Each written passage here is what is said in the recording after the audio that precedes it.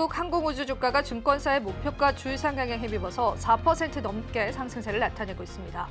한국거래소 등에 따르면 이날 오전 9시 57분 기준으로 한국항공우주는 전거래일 대비해서 4.5% 올라서면서 8만 1,300원을 기록하기도 했습니다. 목표가 줄 상향이 눈에 띕니다. 금융당국이 MBK파트너스와 홈플러스 경영진에 관한 조사 내용을 조만간 검찰에 이첩할 것으로 보입니다. 이미 검찰이 수사에 착수한 사안이기 때문에 패스트트랙 제도를 통해서 검찰에 넘기는 방안이 거론되고 있습니다. 계속되는 시장의 불안감들 역시도 지속되고 있다는 시장의 분석도 나오고 있습니다.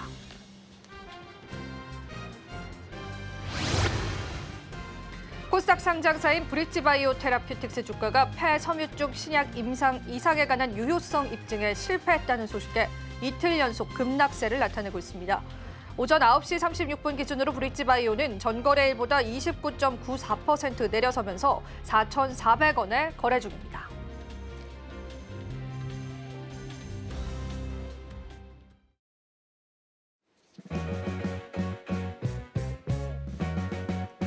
시청자 여러분 안녕하세요. 마켓 쇼쇼쇼 진행을 맡은 이지영입니다. 자, 오늘 국내 증시는 잠시 쉬어가는 모습들이 연출되고 있는데요. 우리 증시에서도 경기 방어주 성격의 종목군들만 시장에서 상승이 나와줍니다. 물론 일부 테마주들 역시나 시장에 요동치는 모습을 보여주고 있지만 여전히 미국과 중국의 무역 전쟁이 계속되는 갈등으로 치닫고 있는 시점에서 시장 리스크들을 안고 가는 시장이다라는 분석들 만연합니다. 자, 오늘도 시장의 색깔에 따라서 저희가 그에 맞는 전략들 많이 준비를 했고요.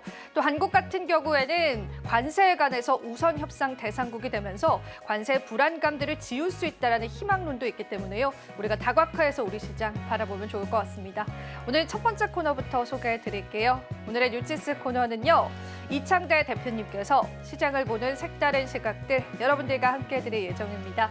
또 저희 방송 유튜브 통해서도 시청하실 수가 있죠. 많은 참여 부탁드리도록 할게요. 저희 방송에서 제공해드리는 정보는 투자 판단에 대한 조언일 뿐입니다. 가치 판단과 상승 하락을 보장하고 있진 않다라는 점 다시 한번 유의 부탁드리겠습니다. 자, 그럼 마감 시장까지 저희와 함께 꼼꼼한 전략들 한번 챙겨보시죠. 마켓 쇼쇼쇼 출발합니다.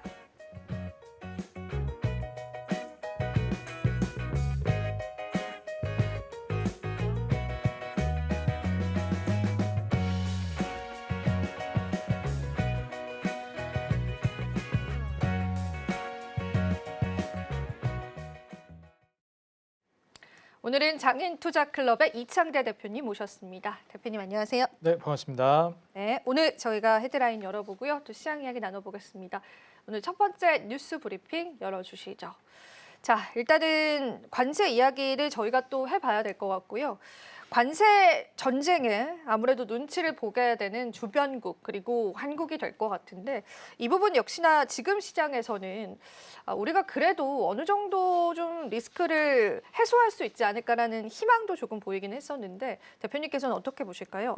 네, 일단 지금 이제 트럼프의 전략 자체가 결국 이제 관세로 인해서 미국의 자극에 어떻게 보면 좀 손해가 되는 부분들을 좀 해결해 나가겠다라는 정책이었는데 저는 이제 이 관세 정책 자체가 과연 이제 모든 국가를 대상으로 한다라고 보지는 않습니다.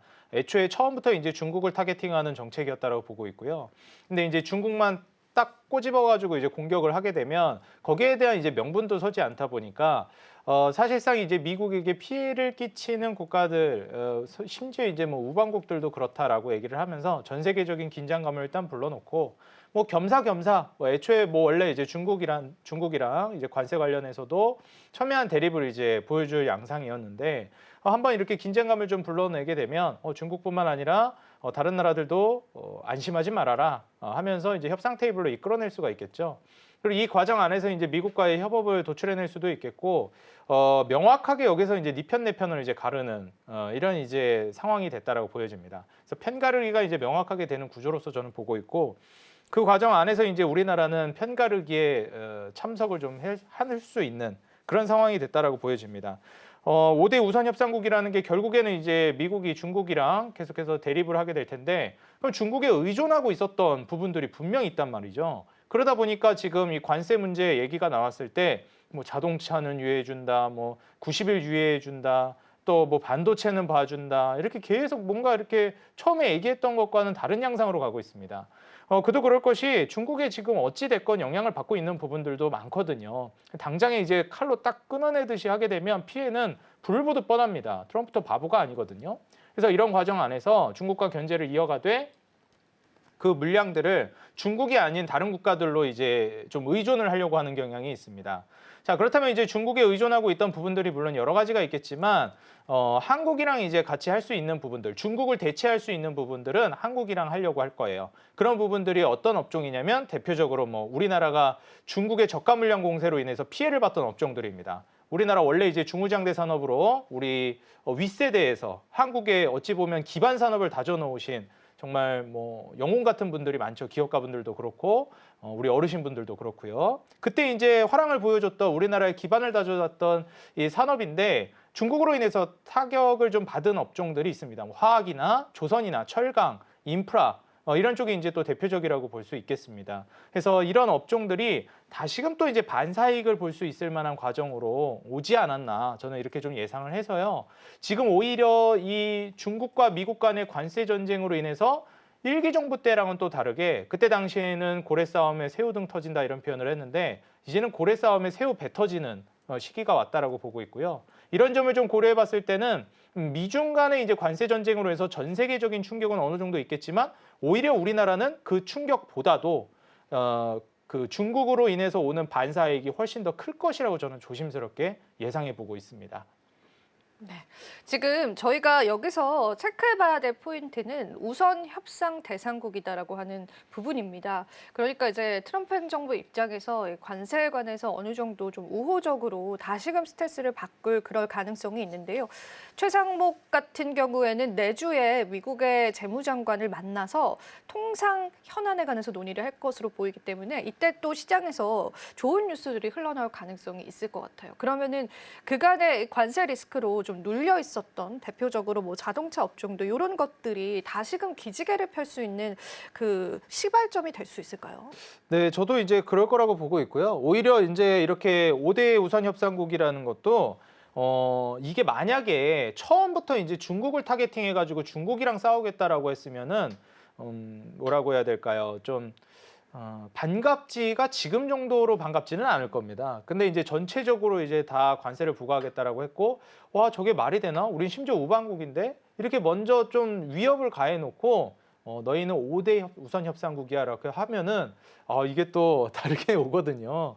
그래서 사실 이제 트럼프가 지금 취하고 있는 전략들을 좀 생각을 해봤을 때는, 주변국들, 우방국들의 뭐라고 해야 될까요? 동맹 그리고 협상 그리고 비즈니스 파트너로서의 적극성을 유도하는 데 있어서도 한 몫을 했다라고 봅니다. 만약에 맨 처음부터 이제 중국이랑만 싸우겠다라고 얘기를 했으면 주변국들이 이만큼 미국과의 이제 협업이라든지 이러한 부분들을 이끌어내기 쉽지 않았을 거예요. 왜냐하면 그거 뭐 미국이랑 중국이 싸우는 거지 우리가 싸우는 건 아니잖아. 이렇게 되는데 모든 국가에다가 일단 관세를 부과해 버리니까 국가들이 모두 일제히 긴장을 해버리는 모습이 연출됐죠.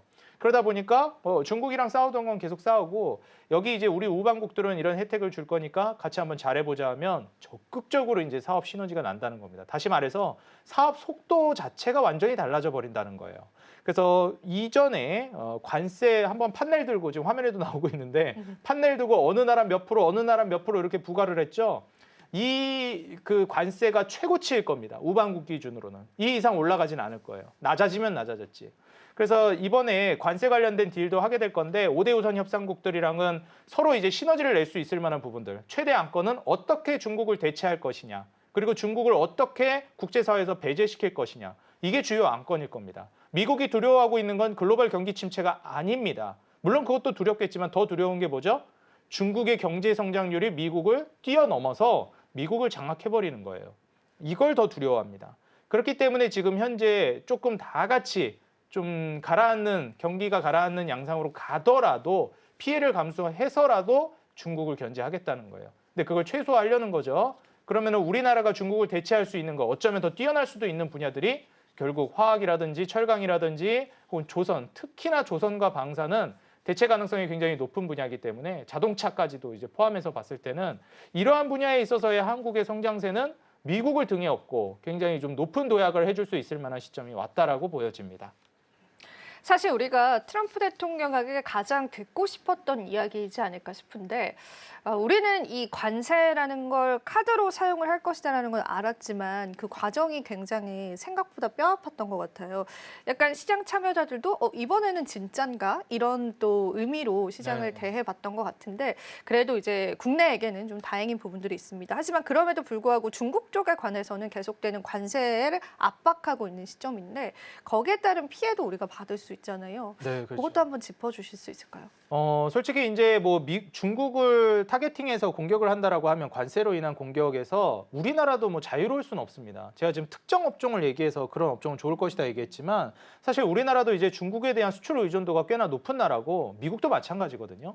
그렇기 때문에 사실 중국을 타겟팅한다라고 해서 우리나라가 마냥 좋을 수만은 없습니다. 그럼 이제 피해를 볼 수 있을 만한 업종도 분명히 나오게 되는데 그렇기 때문에 지금의 이제 시장 자체가 굉장히 뭐라고 해야 될까요? 선별을 잘해야 되는 시장입니다. 어떤 섹터로 잘 갈아타느냐에 따라서 굉장히 좋은 호황을 기록할 수 있을 만한 섹터와 종목들이 있는 반면에 어떤 섹터들은 굉장히 어려워질 수도 있어요. 지금 중국에 이제 좀 수출 의존도가 높은 그 기업들 같은 경우에는 조금 조심할 필요성은 있겠다 저는 말씀을 드리고 싶고요. 그리고 한알령 해제 기대감에 대한 종목들은 오히려 또 저는 괜찮다고 봅니다. 왜냐하면 이 트럼프가 일기 정부 때 미국에서 중국에 의도를 했던 것은 문호를 개방하라였거든요. 문을 열어라였어요. 중국 너희만 다른 국가에서 돈 벌고 너희 나라에서 다른 국가가 돈 버는 건 막는 그런 행위는 하지 말라라고 했는데 잘 안 들었거든요. 근데 이번에 좀 바뀌었죠? 중국이 문을 열었어요. 중국에서도 이제 돈 벌게끔 문을 좀 열어주고 있습니다. 대표적으로 우리나라에게 와닿는 게 뭐죠? 한알령 해제예요. 그렇기 때문에 사실 한알령 해제라는 게 그럼 뭐 미국이 그렇게 압박했다고 지금 말을 듣는다? 그런 건 아닙니다. 상황을 그렇게 미국이 연출한 거죠. 일단 기본적으로 중국이나 미국 같은 나라들은 땅덩이도 넓고 인구가 많습니다. 우리나라랑은 좀 다른데요. 보통 이렇게 땅덩이도 넓고 인구가 많은 나라들은 수출도 물론 이제 돈을 버는 아주 중요한 수단이지만 그 내수만으로도 경기를 부양할 수 있는 효과가 꽤나 높아요. 근데 우리나라 같은 경우에는 내수를 살려가지고 경기를 살린다? 잘 안 먹힙니다. 우리나라는 뭐 많이 들어봤잖아요. 수출로 먹고 사는 나라다. 바뀐 게 하나도 없습니다. 수출로 먹고 살아야 되는 나라예요. 우리나라는. 내수로 먹고 산다? 안 됩니다. 그거는 일시적이고 정말 잠깐이고 효과도 미비합니다.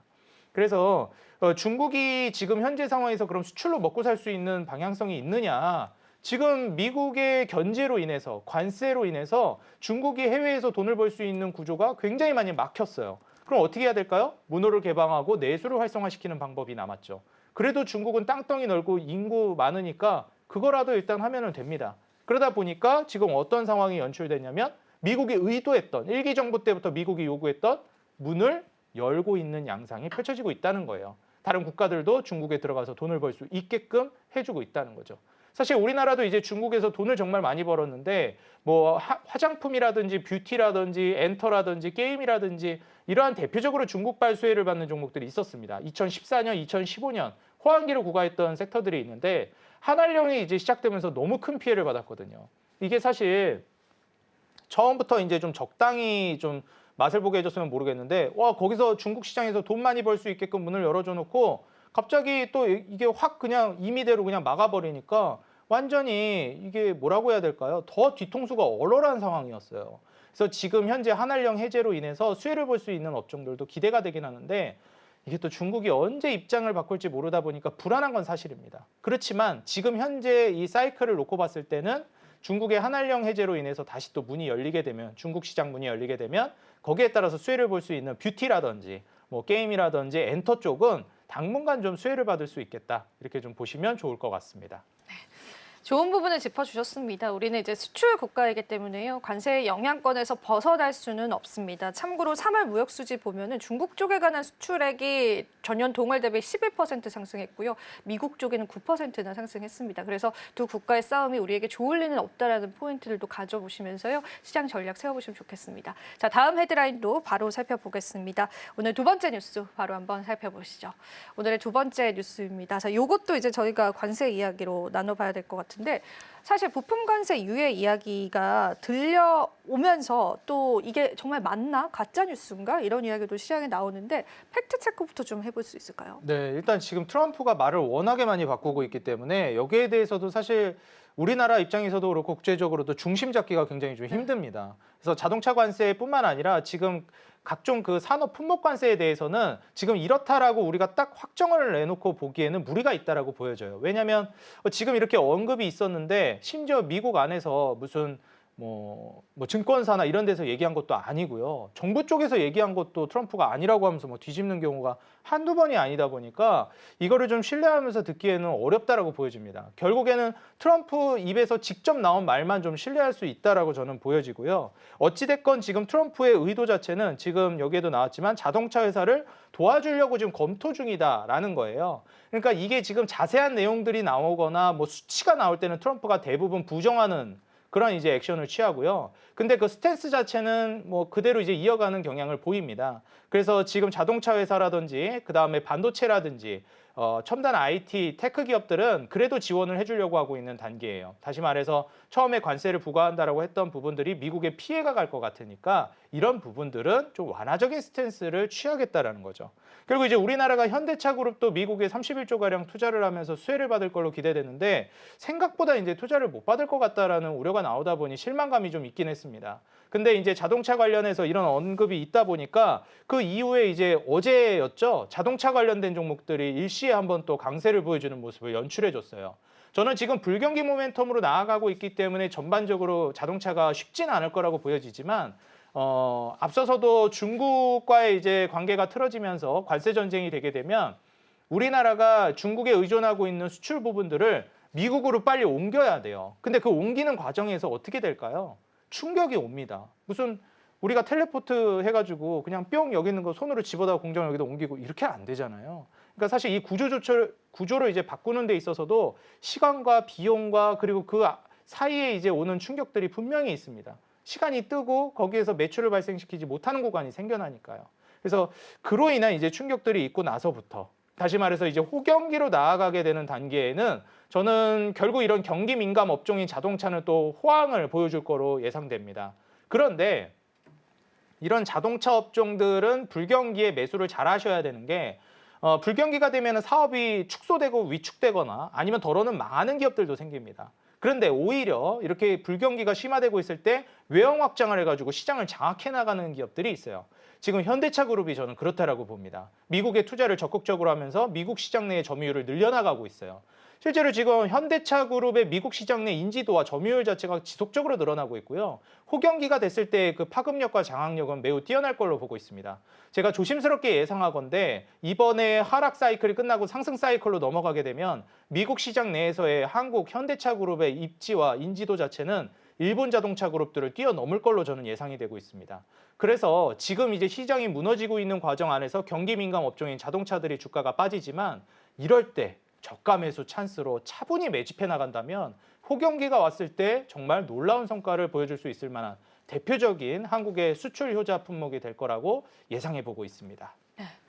실제로 트럼프의 관세 관련한 발언들을 정리를 해보자면 이 자동차 부품 기업들과는 이제 추가적으로 다른 협상들을 좀 이어나가겠다 이런 또 발언이 나오기도 했었죠. 그래서 물론 지금은 악재를 많이 받아가는 자동차 부품과 자동차 주들입니다. 하지만 그 바닥을 우리가 다져가는 과정이다라고 봐도 되지 않을까 싶어서 오늘 대표님과 이 이야기를 좀 나눠봤고요.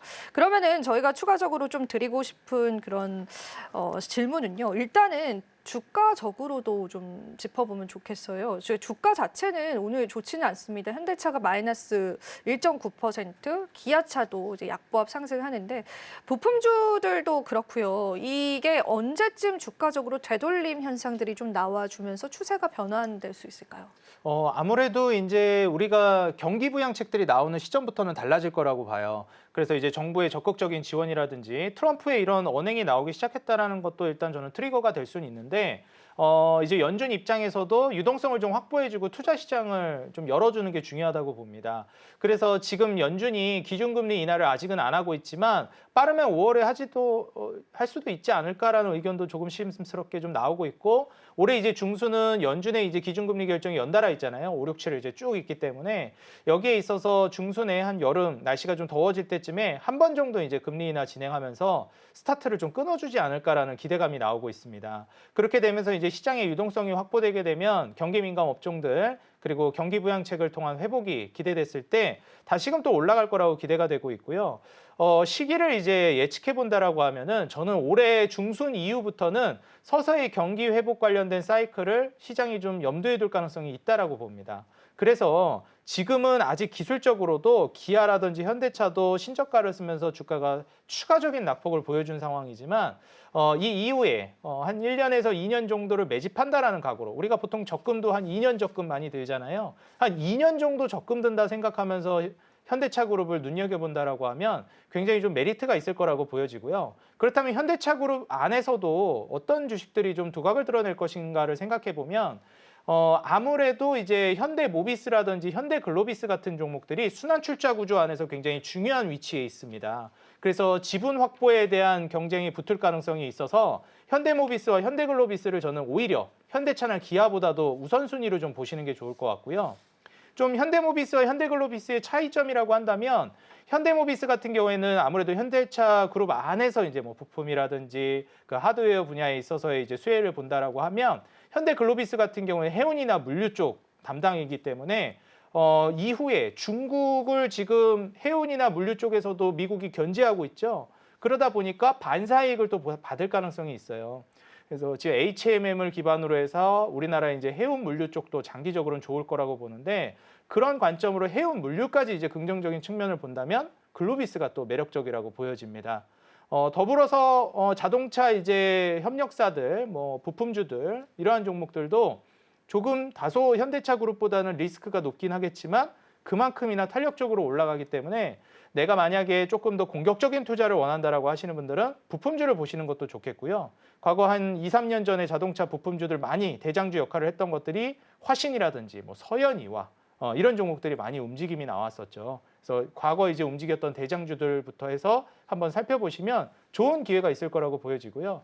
뭐 좀 더 본다라고 하면 HL만도 같은 종목들도 대표적으로 이제 그 자동차 부품 업체로서 유명한 기업들이니까 같이 한번 묶어가지고 포트폴리오 구축에 참고해 보셨으면 좋겠습니다. 네, 오늘 또 자동차 부품주들이 약진을 나타내고 있습니다. 안 그래도 좀 시장에 수급이 많지 않은 상황에서 일부 테마주 쪽으로 또 수급이 몰리다 보니까요.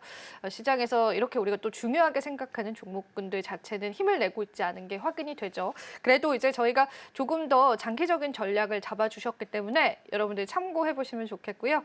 오늘 마지막 뉴스도 한번 열어보도록 하겠습니다. 마지막 헤드라인 바로 한번 열어주시죠. 자, 인플레이션 우려감들이 다시금 정점을 찍어가고 있다.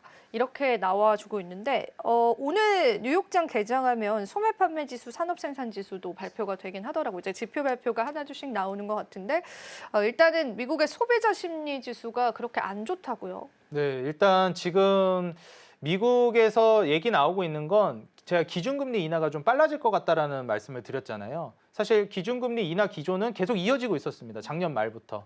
왜냐하면 미국이 5.5에서 4.5까지 낮추는 그 과정에서 미국이 기준금리 인하할 때 좀 선제적인 조치를 취했다 이런 얘기도 했는데, 물가가 이번에 관세로 인해서 올라갈 것 같다라고 평가가 나오다 보니 실제로 좀 물가가 다시 튀기는 했습니다. 그래서 시장에서는 연준에다가 이거 너무 빨리 금리 인하한 거 아니냐, 선제적인 조치 그거 좀 무리였다 이런 평가도 내놓기는 했었어요. 근데 지금 다시 튀고 있던 CPI나 PPI 지수가 꺾이기 시작했습니다. 그 이유야 다들 아시다시피 유가가 말 그대로 폭락을 하기 시작했어요. 트럼프가 당선되고 이제 취임 시작하자마자 바로 파리 기후 협약을 탈퇴하고 에너지 공급을 빠르게 늘리겠다라고 했습니다. 우리가 가격이 떨어지는 요인으로는 공급을 늘리는 것과 수요 위축이 있는데 지금 원유에 있어서는 둘 다 벌어지고 있는 상황이에요. 사실상 경기가 안 좋아지고 있다 보니까 수요도 떨어지고 있고요. 공급은 늘린다고 했기 때문에 공급이 늘어나고 있죠. 이렇게 유가가 사실상 폭락을 하고 있는 시점에서는 물가가 올라가기 쉽지 않습니다. 심지어 이렇게 유가가 무너지고 있는 과정 안에서도 물가가 올라갈 거다라고 걱정을 했던 부분은 뭐였죠? 관세였습니다. 근데 제가 앞서 말씀드렸죠. 판넬 들고 딱딱딱 이렇게 관세 얘기했던 그 상호 관세가 최고치라고 제가 말씀드렸습니다. 거기에서 올라가긴 쉽지 않습니다. 중국을 제외하고요. 물론 이제 다른 국가들도 몇 개 있겠지만 중국이랑 연결되어 있어서 그렇게 높게 책정되는 것이지 우방국들에게는 그렇게 높게 책정되기는 어렵습니다.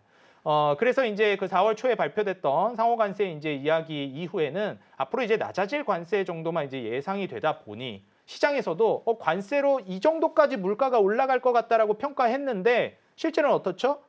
이거보다 이 정도는 아닌 것 같네. 그러니까 말 그대로 관세로 인한 물가 우려가 최고치를 찍고 떨어지고 있는 양상으로 가고 있다는 겁니다. 자, 그러면 이제 앞으로 유가는 급락했고 관세로 인한 이제 물가 상승 우려도 최고치를 찍고 완화되고 있고 그럼 이제 물가가 올라갈 거라는 기대감은 사실상 앞으로는 줄어들 수밖에 없겠죠. 그리고 실제적으로 그 올라가고 있었던 물가 상승률도 다시 꺾이면서 이제 2%대까지 떨어지기 시작했습니다. 이번에 4월 달에 유가가 급락이 나왔는데 이게 5월 달에 발표되는 물가 지표에 또 반영이 되겠죠. 그럼 5월 달 이제 물가 지표들은 또 강력한 이제 하락을 보여줄 가능성이 있어서 이 점을 고려해 봤을 때는 지금 현 시점에서 물가 하락을 기반으로 그리고 불경기 이제 모멘텀을 기반으로 해서는 금리 인하가 빨라질 거라고 보여지고 있어요. 소비자 심리 지수도 지금 계속해서 안 좋아지고 있고요. 이거 역시도 관세도 또 영향을 줬다라고 봅니다. 여기에 맞춰서 이제 인플레 우려는 사실상 고점 찍었다라고 저는 보고 있는 만큼 월러 연준 이사도 관세발 인플레는 일시적일 것이다라는 의견으로 연준의 입장이 조금씩 바뀌고 있습니다. 원래는 관세 때문에 금리 인하 못한다, 더 지켜봐야 된다 이랬거든요. 지금 언행이 조금씩 바뀌고 있어요. 매파적에서 비둘기적인 스탠스로 살짝 좀 옮겨가려고 하는 분위기가 형성되고 있다는 거예요. 주변 이제 리서치에서 얘기하는 것보다 연준이 결국 이걸 인정하는 게 중요해요. 금리 인하 하기 전에 연준은 힌트를 주거든요. 힌트를 주려고 서서히 언행이 좀 비둘기적으로 슬며시 바뀌어 나가고 있는 단계로 가고 있다. 불경기 플러스 물가 안정은 결국 금리 인하를 불러올 수밖에 없다라는 거. 물가 포커스에서 이제 불경기로 포커스를 이동시키고 있습니다. 이 포커스의 이동은 결국 금리 인하를 하기 전 단계이기 때문에 우리가 금리 인하를 지금부터 좀 준비하는 게 서서히 이제 차근차근 전략을 짜나가는 데 있어서 좀 도움이 될 것 같다 말씀드립니다. 금리 인하 결과적으로 시장의 유동성을 촉발시키죠. 그렇게 된다면 위험 자산 쪽으로의 수급이 조금 더 많아질 수 있다라는 그런 이점들이 있는데요. 금리 인하를 우리가 기다리면서 아직은 좀 숨죽이는 분위기 연출되고 있지만요. 시장에 관한 희망론들을 조금씩 받아들일 수 있을 것 같습니다. 그런데 여기서 중요한 건 내일 한국은행의 금통위가 예상이 되어 있는데요. 사실 지금 시장 참여자분들은 이제 금통위에는 크게 관심은 없으시지만 그래도 좀 중요한 일정이잖아요. 지난번에는 깜짝 금리 인하를 했습니다. 이번에는 동결을 하겠죠. 네, 아무래도 이제 한 번 미국보다 선제적인 포지션을 취했기 때문에 이번에도 또 한 번 미국보다 먼저 금리 인하를 할 가능성은 좀 낮다라고 보여져요. 만약에 미국의 기준금리 결정이 뒤에 좀 많이 기간이 남아있다라고 하면 모르겠는데 이번 주에 이제 우리나라가 기준금리 결정을 하고 또 5월 초에 미국이 결정을 하고 또 5월에 우리나라가 기준금리 결정을 뒤에 또 하거든요. 그렇게 된다라고 하면 연달아서 기준금리 결정을 하게 되는데 굳이 이렇게 조급하게 할 정도는 저는 아니라고 생각이 들어요. 그래서 5월 달에 미국의 기준금리가 어떻게 되는지 그리고 더불어서 매파적인 발언이 쏟아지는지 비둘기적인 발언이 쏟아지는지 동결을 하더라도 비둘기적인 발언을 쏟아내면 사실상 이제 5월 달에 우리나라가 기준금리 인하할 수도 있는 거거든요. 그래서 이번에 4월 기준금리 결정은 동결 가능성이 저는 우세하지 않나 조심스럽게 좀 예상을 해보고 있고요. 5월 달에 이제 연준의 기준금리 결정 이후에 우리나라 포지션이 어떻게 되는지가 지금 포지션보다 훨씬 더 좀 중요해지지 않을까. 그래서 저는 5월 달에 포커스를 좀 중요하게 두고 보시는 걸 좀 말씀드리고 싶습니다. 네. 그리고 이제 또 마지막으로 대표님께요. 오늘 시장에 관한 한 줄평 이야기 들어보겠습니다. 오늘 시장은 한 줄평으로 또 어떤 표현을 해주실까요? 네, 이제 금리 인하가 서서히 시작될 거라는 힌트들이 나오고 있습니다. 그리고 국제적인 분위기, 그리고 글로벌적인 시황 자체가 자리를 잡아나가고 있어요. 말씀드렸듯이 불경기와 물가 안정은 이제 금리 인하를 불러올 수밖에 없습니다. 포커스가 이제 불경기로 넘어가고 있는 단계고요. 자, 그렇다면 이제부터 공격적으로 투자를 해도 될 것인가? 이제 하락은 끝난 것인가라고 생각해 보면 그렇지는 않다라고 저는 의견을 내고 싶어요. 왜냐하면 금리 인하를 시작하는 그 초반에는 불경기에 포커스가 맞춰져 있다라고 말씀드렸듯이 그 불경기 모멘텀으로 시장이 한번 또 충격을 받곤 합니다. 보통 이제 증시 사이클 안에서도 이 금리 사이클 결정 안에서도 이러한 부분들이 많이 드러났기 때문에 항상 이제 금리 인하가 시작되는 그 초반에 시장이 많이 안 좋았거든요. 그래서 이번에 하락이 끝났다라고 생각하기보다는 한 번 정도 충격이 더 남아있다라는 정도로 생각을 하시기 바라겠고요. 이제부터 장기적인 관점을 놓고 본다라고 하면 투자를 본격적으로 해도 되지만 한 번 정도의 충격을 대비할 정도의 현금은 비축하시면서 공격적인 투자를 이제부터 시작해 보시는 게 어떨까 저는 조언드리고 싶습니다. 네. 오늘 사실은 또 한 통계 자료가 나왔는데 오늘 국내 주식 투자자들 사이에서 현금 보유량이 4%밖에 되지 않는다고 하더라고요. 우리가 이제 대표님 말씀하신 것처럼 시장의 상승을 바라보고 있다면 현금을 좀 보유하는 전략들이 지금 시점에서도 좀 중요하지 않을까 싶습니다. 참고해 보시면 좋겠고요. 자, 오늘 다양한 내용 나눠봤습니다. 감세와 금리 인하에 관해서 이야기 나눠봤고요. 오늘도 도움 말씀 고맙습니다. 네, 감사합니다.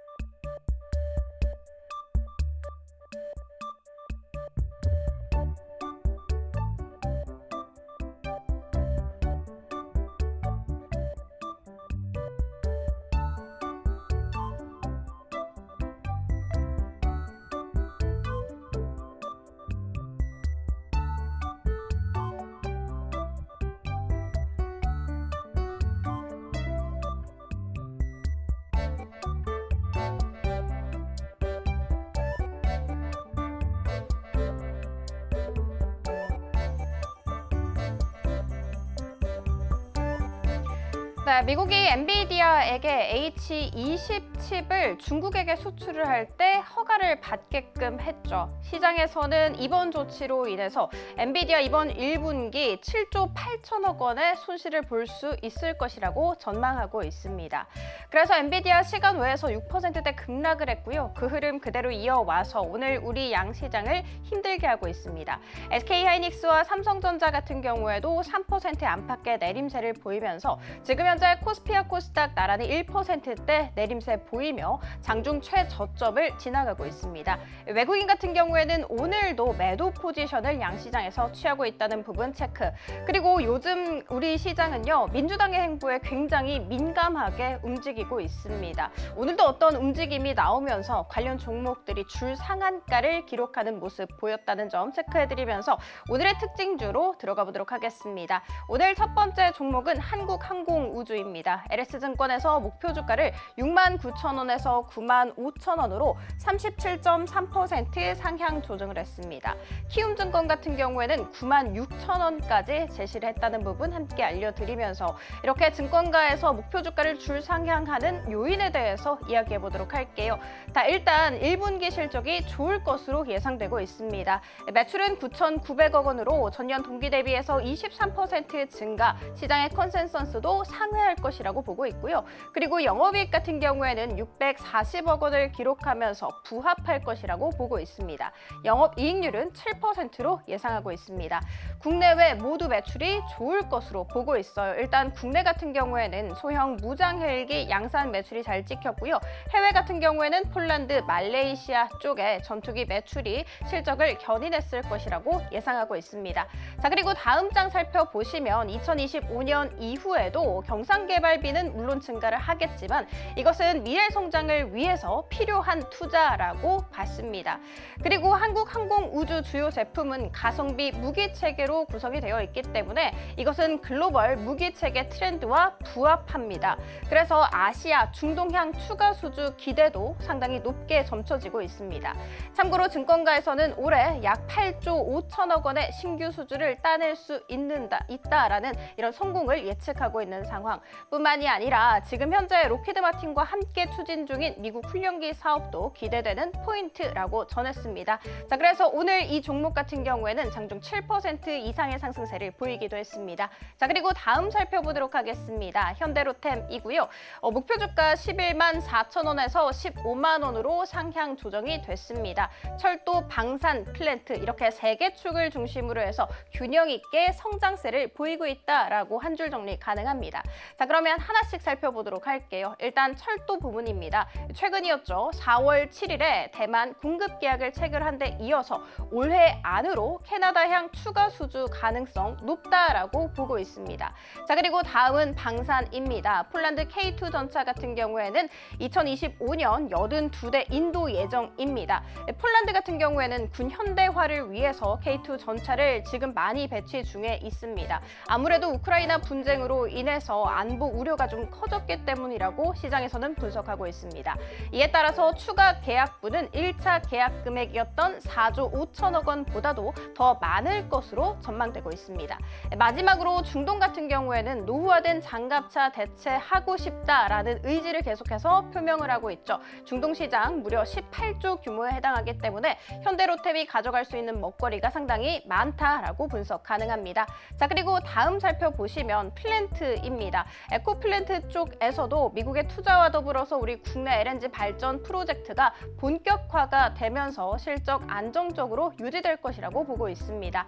그래서 이번 1분기 매출은 1조 2천억 원, 전년 동기 대비해서 71%가량 증가를 할 것이며 영업이익 같은 경우에도 2천억 원가량으로 전년 동기 330% 폭증, 그리고 올해 총 매출액은 5조 8천억 원으로 전년 대비해서 33% 증가, 영업이익 같은 경우에도 9,200억 원으로 예상하면서 전년 대비해서 16%가량 오름세를 보일 것이라고 보고 있습니다. 오늘 이 종목 같은 경우에는 4%대 상승세를 보이기도 했습니다. 자, 그리고 다음 살펴보도록 하겠습니다. 오리온입니다.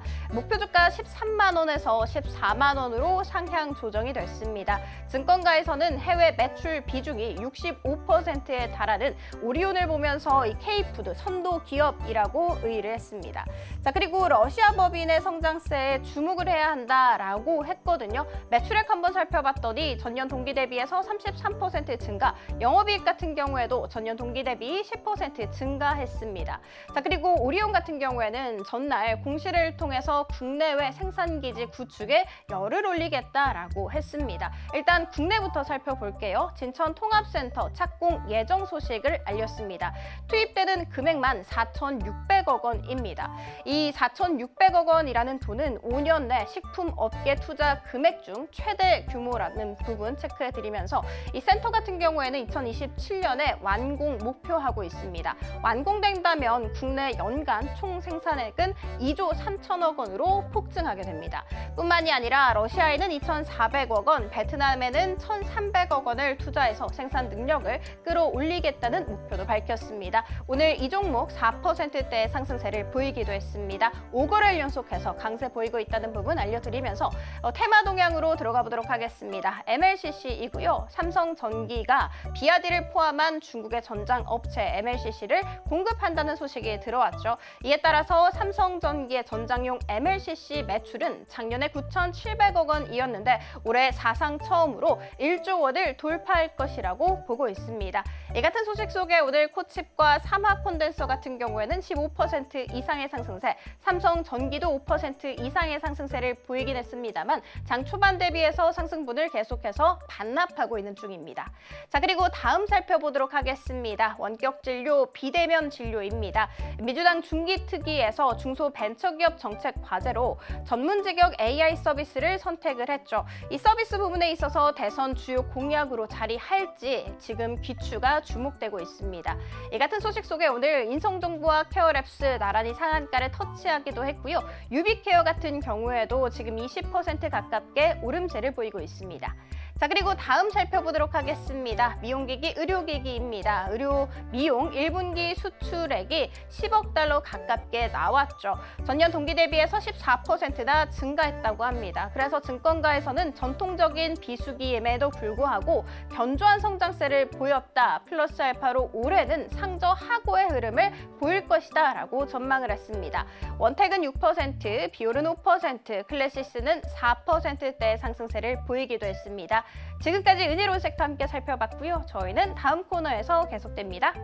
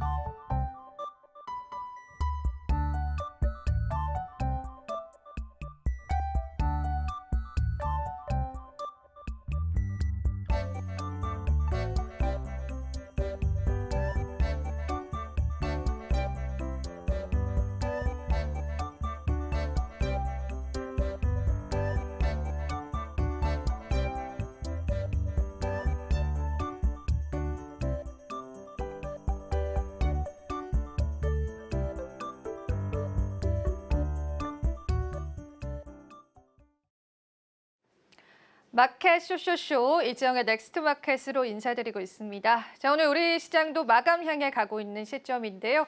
비교적 수급이 메말라가면서요. 조용한 시장 또 숨 죽이는 시장이 연출되고 있습니다. 하지만 제가 지난 시간에도 말씀드렸다시피 이번 주에는 상당히 많은 일정들이 우리 시장에 도사리고 있습니다. 그래서 그 부분부터 하나하나 체크해 보면서요. 시장의 모멘텀들 찾아가는 전략 가져가 보도록 하겠습니다. 오늘의 일정부터 저와 함께 체크해보죠. 자, 오늘 같은 경우에는 저희가 또 시장에 다양한 일정들이 있는데요. 특히나 뉴욕 시장이 시작이 되고 나면은 지표 발표가 나올 예정입니다. 시장에서는 선제적인 금리 인하에 관한 이야기가 나오고 있잖아요. 그러다 보니까 아무래도 추가적으로 이러한 지표 자체가 좀 중요한 방향성을 나타내지 않을까라고 하는 시장의 인식들이 있다라는 거 체크해 보시고요. ASMR의 실적 발표 나옵니다. 오늘 반도체 관련 주들이 일부의 움직임을 나타내고 있는데 좋은 상황들은 아닙니다. 과연 ASMR의 실적 발표가 반도체 주들을 끌어올려줄 수 있을지 관전 포인트로 체크해 보시고요. 그리고 또 내일 같은 경우가 조금 더 중요한 일정들이 많습니다. 앞서 언급해드린 것처럼 한국은행의 금융통화위원회가 열리면서 기준금리 결정하는데 대다수의 투자자들은 동결을 예측하고 있습니다. 또 한국과 미국의 실적 발표 본격적으로 시작이 됩니다. 한국 같은 경우에는 오늘 시장에서 약세를 나타내고 있는 한미 반도체 그리고 솔로스 첨단 소재가 실적 발표를 하고요. 그리고 또 미국 같은 경우에는 TSMC의 실적 발표 있습니다. TSMC도 최근에 미국과 중국 간의 관세 전쟁의 피해를 받아갈 가능성이 있는 기업이기 때문에요. 좋은 실적에도 불구하고 TSMC의 주가가 어떻게 움직이는지를 바라본다면 우리 국내 반도체 기업들의 주가 움직임들도 여러분들 예측해 보시는데 좋은 나침판이 되지 않을까 싶습니다. 자, 오늘 그렇다면은 넥스트 마켓의 주제 열어보겠습니다. 오늘은 또 여러분들이 오전부터 많이 들어보셨을 만한 H20에 관한 이야기 준비를 했는데요. 사실 일전에 넥스트 마켓 통해서 이 헤드라인 전해드렸었죠. 트럼프 행정부가 H20의 중국 수출 제한을 해제했다는 소식 로이터 통신을 통해서 전해드렸습니다. 그런데 사실은 이러한 소식이 있기 이전에 조 바이든 행정부 때부터 미국 정부는 H20에 관한 수출 제한의 계획이 있었습니다. 그래서 그 수출 제한이 시행되기 얼마 앞두고 있지 않은 시점, 그러니까 그 며칠 전에 수출 제한을 해제하겠다라는 소식이 들려오면서 젠슨 왕이 협상에 성공했다라는 소식 전해졌죠. 그런데 바로 며칠 뒤였습니다. 오늘 뉴욕장 개장하고 또 마감하고 나서 이런 소식 들려왔습니다. 미국이 중국에 대한 반도체 수출 제한을 결과적으로 시행하게 됐다. H20을 콕 집어서 이야기를 했고요. 그러니까 미국 정부가 번복한 겁니다. 젠슨 입장에서는 황당할 수밖에 없는 일이 펼쳐진 거고요. 이러한 이슈들이 오늘 우리 시장에서 굉장히 중요한 화두로 뛰어오르기도 했습니다. 자, 그럼 제가 일단은 타임라인부터 좀 정리를 해보겠습니다. 갑자기 왜 반전이 됐을까요? 바로 이 장소가 마러라고 하는 백악관의 겨울 모습이다라고 투자자분들은 이야기를 하죠. 그러니까 트럼프가 있는 대저택에서 많은 기업분들이 트럼프와 만찬을 즐기면서 이때 굉장히 많은 협상이 일어나는데요. 젠슨 왕도 여기에 참석을 했었습니다. 참석을 해서 무언가 딜을 한 이후에 H20에 관한 수출 제한을 해제시켰습니다. 타임라인 다시 한번 체크해 보겠습니다. 그러니까 말하라고까지 젠슨 왕이 날아가서요. 트럼프 대통령과 딜을 행사를 했는데 그 딜의 내용을 보니까요. 바로 전날 미국의 AI 인프라 500조 투자 계획을 발표한 겁니다. 그런데 하루도 되지 않아서 미국 행정부에서는 미국 정부의 수출 금지 발표가 났던 겁니다. 앞서 말씀드린 것처럼 젠슨 왕 입장에서는 배신감이 느껴질 수밖에 없는 사안이 될 테고요. 그리고 트럼프 행정부 입장에서는 무언가 가능성을 언지해주면서 투자를 받은 이후에 갑자기 내용을 번복하게 된 겁니다. 그럼 미국 측의 입장 한번 들어볼까요? 미국 SEC를 통해서 확인을 해볼 수가 있었는데 이런 이야기를 했습니다. H20이 중국의 슈퍼컴퓨터에 사용될 가능성이 있다고 합니다. 사실 H20이 물론 좋은 사양이긴 하지만 최첨단 반도체 대비해서는 60% 정도밖에 성능을 나타내지 않거든요. 그런데 그럼에도 불구하고 국가 안보를 이유로 내걸었습니다. 일각에서는 정말 터무니없는 그러한 주장이다라고 보고 있기도 하고요. 추가적으로 중국 측에서 H20을 병렬, 그러니까 여러 가지를 활용해서 좋은 성능을 구현할 수 있다고도 이야기를 했습니다. 수출된 칩이 재활용될 수 있고 또 우회될 수 있는 그런 가능성을 언급하면서 H20 수출을 전면적으로 제한한다라고 이야기를 한 거죠. 자, 이러한 사실들 놓고 봤었을 때 여러분들은 어떤 생각이 드셨을까요? 일각에서 다양한 내용들이 나와주고 있는데요. 일단 젠슨 왕 입장에서는 투자를 해주고 나서도 아무것도 얻지 못하는 상황이다라고 보고 있습니다. 미국 정부가 왜 번복을 했었는지 그 이유들, 그 이면에는요. 이 기술이 아니라 자원의 싸움이었다라는 이야기가 같이 시작에 나오고 있습니다. 어떤 내용이었을지 저와 함께 좀 풀어볼 텐데요. 오늘 우리가 두 가지 섹터를 좀 살펴볼 겁니다. 왜 이런 이야기가 나왔는지 그 이유 한번 체크를 해보시죠. 자, 전쟁의 본질은 희토류였다라는 이야기가 나옵니다. 지금 현재 미국과 중국은 무역 전쟁 중이죠. 중국 측에서 4월 초에 희토류에 관한 수출 제한에 서명을 했습니다. 그에 따른 보복 때문에 미국 측에서는요. 핵심 광물 희토류 수입 안보 영향 조사를 지시했고요. 거기에 추가적으로 H20에 관한 수출 제한을 통보했다라는 이야기가 나오고 있는 겁니다. 사실 반도체의 원재료는 희토류가 맞습니다. 그리고 미국도 많은 희토류를 매장하고 있지만요. 이 희토류로 탄생되는, 그러니까 가공하는 과정에서 환경적인 문제가 너무 크기 때문에 전 세계 희토류의 모든 공급량을 중국이 담당한다라고 해도 과언이 아닌 시점입니다. 그러니까 중요한 건 이 희토류 때문에 H20에 관한 수출 제한 해제를 번복했다라는 그러한 인식들이 나오고 있는 거죠. 그래서 두 가지 섹터가 아이러니하게 연결고리를 가져갑니다. 오늘 반도체 관련주들은 보시는 바와 같이 하락을 하는데요. 희토류 관련주들은 반도체 관련주들을 비웃기라도 하듯이 계속되는 신고가 랠리를 이어져 오고 있습니다. 이게 지금 우리 국내 시장에서 펼쳐지고 있는 일이다라고 여러분들 체크해 보시면 좋겠습니다. 그러니까 반도체와 희토류, 우리가 아주 교묘하게 엮여서 생각을 해볼 수가 있다라는 걸 의미하기도 하는데요. 이 타이밍에서 제가 또 반도체 관련주, 특히나 H20에 관한 밸류체인을 가지고 있는 관련주들과 또 희토류 관련주들을 한번 묶어봤습니다. 두 섹터의 주가 흐름들이 상당히 다르다라는 게 다시 한번 더 확인이 되실 겁니다. 특히나 삼성전자 같은 경우에는요. H20에 실제로 부품을 납품하고 있습니다. SK하이닉스 같은 경우에는 더 고사양 모델에 납품하는 걸로 알려져 있고요. 그렇기 때문에 삼성전자 측에서는 수출량에 관해서 제한이 걸렸다라는 이야기가 또 나오고 있고요. 한미반도체와 원익 IPS와 같은 부품주들 역시도 오늘 시장에서는 결과적으로 좋은 힘을 내지 못한다라는 게 지금 현재 시장의 시점이다라고 보시면 되겠습니다. 반면에 노바텍 같은 경우에는 계속되는 신고가 랠리를 이어져 오고 있죠. 유니온 같은 경우에도 오늘 시작에서는 강한 상승 나타나고요. 동국 RNS로 시장에 수급을 받아가는 모습까지도 확인해 볼 수 있습니다. 그러니까 결과적으로 지금의 H20에 관한 수출 제한 사태는요. 겉으로는 기술 수출의 문제이긴 하지만 그 본질은 자원 안보에 관한 싸움이다라는 결론을 내볼 수 있을 것 같습니다. 자, 미국과 중국의 이러한 갈등들은 계속 격화되고 있는 시점입니다. 그 격화되는 시점에서 시장도 혼란을 가중시키고 있는데요. 결과적으로 결과적으로 정리를 해보자면 젠슨왕의 딜은 실패했고요. 그 이면에는요. 히토류다라고 하는 강력한 무기, 그러니까 중국의 카드가 숨어져 있습니다.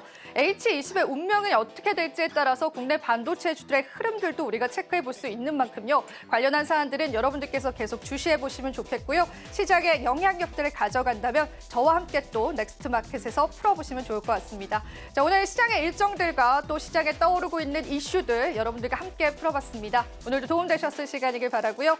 저희 방송에서 제공해드리는 정보는 투자 판단에 대한 조언일 뿐입니다. 가치 판단과 상승 하락 보장하고 있진 않다라는 점 유의 부탁드리겠습니다. 저희는 2부에서요. 오후장 전략 이어갈게요. 시청해주신 여러분 고맙습니다.